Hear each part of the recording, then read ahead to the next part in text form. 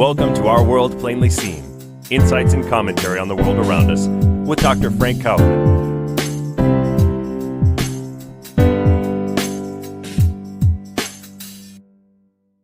Good morning. I'm doing a small piece today which I've entitled Environments and Human Freedom. What I want to point out here is, or offer as a thought, is that given the fact that human beings are radically free, that is, human beings cannot be controlled. The only thing that can happen with human beings is that they voluntarily forfeit their freedom and they consent to the control of another. But even those are decisions, even those are free acts. It's a preference for a certain type of life over the challenges of bearing the responsibility that comes with exercising the radical freedom with which we're born. So given that, in essence, or by definition, or by nature, human beings are radically free, they can't be controlled. And yet, many people, including people who desire goodness, want to do things to help human beings make the right decisions, help their lives improve, help their lives be better, help them suffer less. And what I want to posit here is that the only thing we can do in response to our innate or inner impulses to be good and be helpful is to create environments in which good decisions are made. So I'm encouraging a shift in orientation, not only toward others, but towards myself as well. In a certain way, I myself can't be controlled, even by my own intentions or own desires. I'm just another radically free entity, just like anybody else. So no more is it possible for me to control another person, no matter what I do, literally no matter what I do, than it is for me to control myself. In a certain matter of speaking, in the face of my preferences and my determinations and my desires, in a certain matter of speaking, I myself am just another person meeting that interest or desire to control or manipulate or try to make people do things. And that includes myself. Try to make myself do things. It's not possible. What is possible, in all instances, both with others and with the self, is to work to whatever degree of extreme sacrifice possible to create the environments in which the reasonable and better decisions are natural to the people we're trying to influence. This would go for a highly personal relationship, a spouse or a child.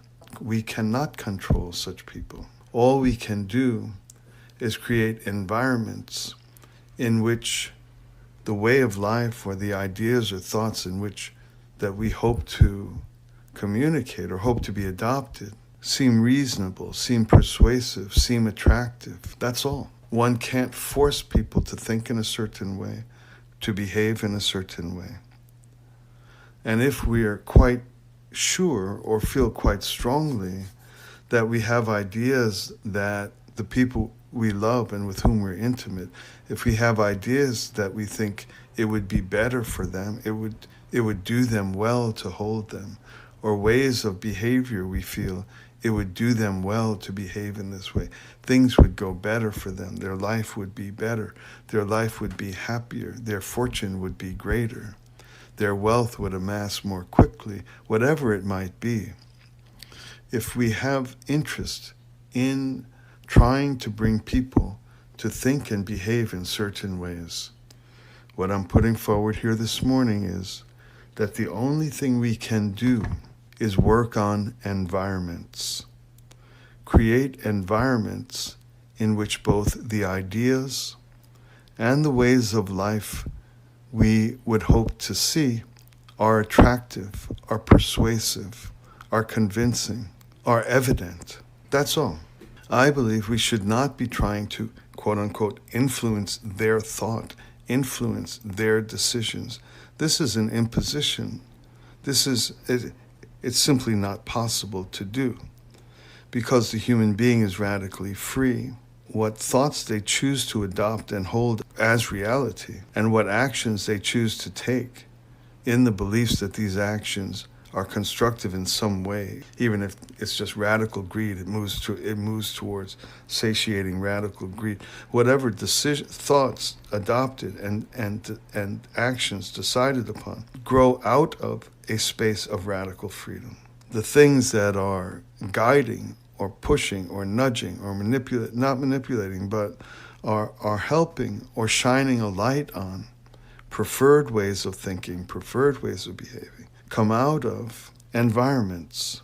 If I'm in an environment in which people are constantly giving rather than lying, stealing, thieving, taking, and in that environment I discover peace, freedom, happiness, intimacy, joy, fulfillment.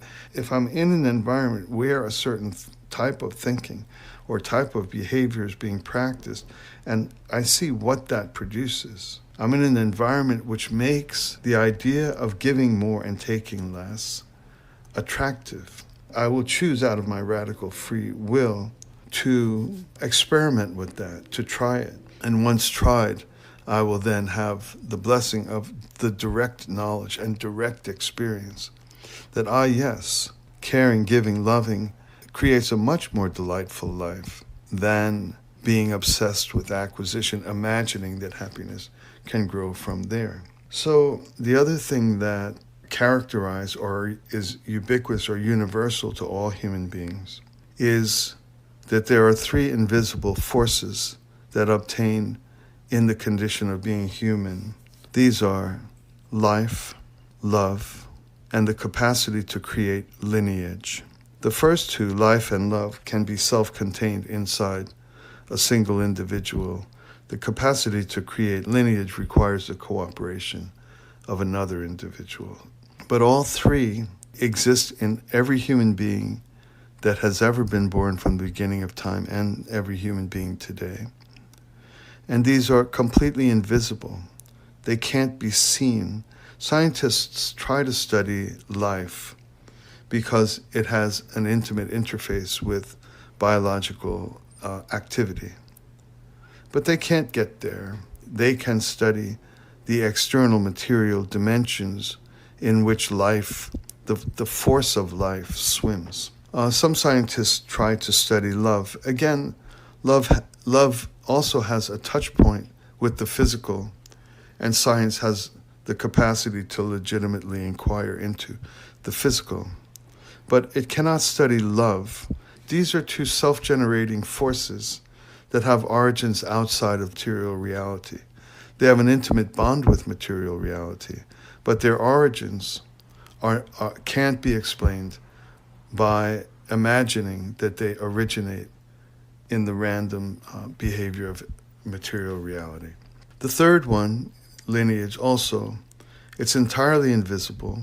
Once again, like the other two, it does, of course, have a touch point with material reality. Conception is highly physical, but the spawning of lineage, that comes from a source independent of material reality.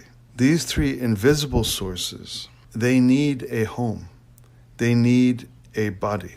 For life to coalesce and manifest, just manifest. For life to exist, it needs a home. For love to exist, it needs a home.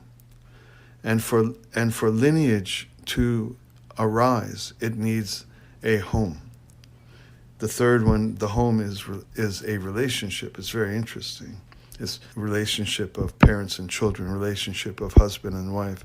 These are the generative forces of the invisible element of lineage. It also has its own drive. These three things have their own drive. Why does 99 and more percent of people don't want to die, persist to live under the most impossible circumstances? How do highly premature born babies manage to live with the help of doctors? The life itself wants to persist. It's its nature. Love has its own force. It drives the people in whom it inhabits to all kinds of behavior, most of it beautiful. I've worked for 20 years just to buy my wife the one thing I recall her saying, I wish I had 20 years ago. This is the force of love. It's a self-generating force. Now, these three things, life, love, and lineage, they too require an environment. In the case of myself, the environment for these things is me, is myself, is my body, is my physical body, is my physical self. My physical self is the environment in which life takes root and lives and acts and does what it does. Love makes a home and lives and acts and does what it does. And lineage lies dormant until I activate it in the relationships where the magic of lineage exists, where a child goes running to see his or her mummy at the end of school. It's lineage. He didn't run to some other lady who's prettier and maybe nicer. His mom. That's lineage. And so the final thing I want to say, and the main reason why I made this podcast this morning, is that these three invisible forces that have a radical origin point outside of myself, they existed prior to myself, they will exist after myself. These three things that live in myself, that have independent origination from myself, the way that I can intensify or serve or aid and strengthen and make fruitful these things are to treat myself as an environment. So just as if I were trying to convince a loved one to think or behave a certain way, as I myself prefer to behave a certain way, I wish I didn't do those selfish things. I wish I were more constantly sensitive to the needs of others, all types of things I'd like to improve. The way I recommend, or I'm positing that we go about improving, is not to think there's some me in there, there's some self in there, and I'm trying to make it do better, make it do more, make it love more. It's the exact same thing I said at the beginning of the podcast. Create an environment in which the good has a peaceful home, in which my life can seek itself well. That's taking care of your health and your exercise and your diet. And your love feels at home. If we think of ourselves as an environment, then we can create the space in which these independently originating forces of joy, of life, of goodness, of love, these have a home. And so my effort to influence myself, my thoughts, my actions, what I'm trying to do is create an environment that my own being is not a self I'm trying to control, but an environment I'm trying to create. And that is manageable. That is doable. I can work on my physical self, my day-to-day self, my acting self, and guide that thing to create the environments in which the wiser and better ways of being are freely chosen. All right. Thanks a lot. We'll talk together again soon.